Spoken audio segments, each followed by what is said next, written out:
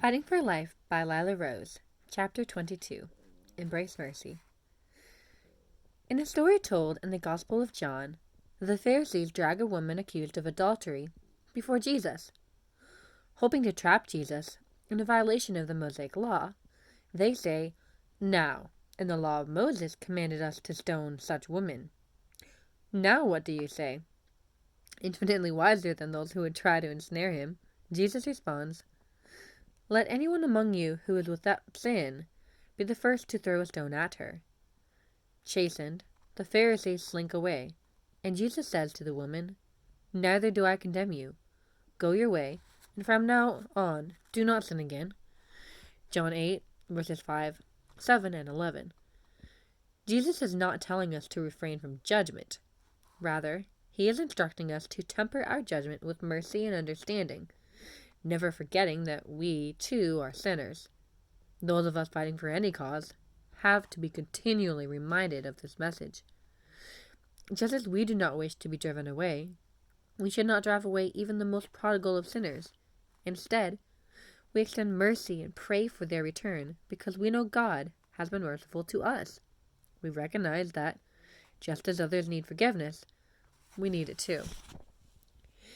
It is all too easy to fall into the hypocrisy of pointing out the sins of others while ignoring our own. Jesus had no patience for this. "You hypocrite," he said. "First, take the log out of your own eye, and then you will see clearly to take the speck out of your neighbor's eye." Matthew 7, verse 5. It takes profound humility to accept mercy for the sins we commit. We have to acknowledge that they were sins in the first place, and admitting our own wrongdoing is painful. Admitting sins can drum up feelings of guilt and shame, but if we ignore the guilt we feel, we will never be free of it. Guilt, when we pay attention to it, can be a gift. It is our conscience prodding us to turn away from doing wrong and choose to do good instead. Every woman and man who chooses to abort their child has committed a grave sin. We cannot excuse the sin, but it is never our place to condemn the sinner, because we too are fellow sinners. And just as it's not our place to condemn others, neither is it our place to condemn ourselves. Jesus wants to extend mercy to all of us, no matter what we've done, if only we will receive it. There is no sin, no mistake, and no fall too great for God to forgive. Just as we receive the liberating gift of God's mercy, we should pray for that mercy to be accepted by others who may be living in blindness. Sometimes those prayers are answered in powerful ways. For 3 years, Ramona Trevino worked as the manager of a Planned Parenthood abortion referral facility in Sherman, Texas. After the live-action videos from the Mona Lisa Project and sex trafficking investigations went public, Planned Parenthood publicly announced they would be retraining all 11,000 staffers around the country, ostensibly to help them weed out and report sexual predators.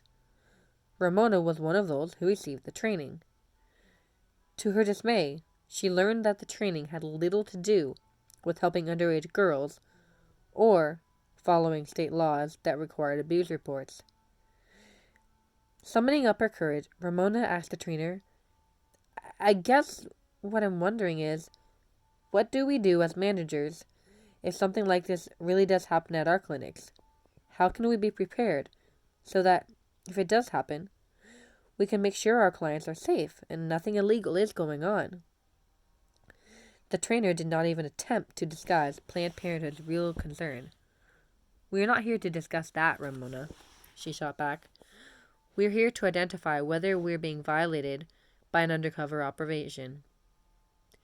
That training session was another moment of conscience for Ramona, and soon she would quit Planned Parenthood and join the pro-life movement. Needless to say, she made a powerful witness. I met Ramona Trevino for the first time when I interviewed her, on film, for live action in Los Angeles. Our team had flown Ramona in from Texas as part of one of our investigative reports, Abortion Corporation. Kind and soft-spoken, Ramona courageously sat down with me in front of multiple cameras to share her story with the world. Later, Ramona would fly with me to Washington, D.C. to walk the halls of Congress, lobbying senators and representatives to strip the nation's largest abortion chain of its hundreds of millions of dollars of annual taxpayer subsidy. Standing side by side, we spoke with some of the most powerful elected politicians in the world and urged them to take action. We were no longer enemies but friends, united in a common cause to fight for life, all by God's grace. Ramona was not the first person in the abortion industry to see the light, and I'm sure she will not be the last. Dr. Bernard Nathanson certainly saw it. As a practicing abortionist and an early leader of the abortion rights movement, he estimated he had presided over 60,000 abortions as director of a facility and personally committed 5,000, including that of his own child. With the development of ultrasound, he had a radical change of heart. I am one of those who helped usher in this barbaric age, Nathanson later confessed. Over time, he found his way from atheism to Catholicism for the reason that no religion matches the special role for forgiveness that is afforded by the Catholic Church. He knew he needed that forgiveness to be a truly effective spokesman for the pro-life cause. And the Catholic Church and other pro-life advocates celebrated his conversion and welcomed him to the cause. Love Action regularly works with ex-abortionists and clinic workers to create our educational content. Dr. Anthony Levatino worked closely with our team to create the abortion procedures videos, now viewed more than 100 million times. Dr. Levatino followed God to transform his experience with abortion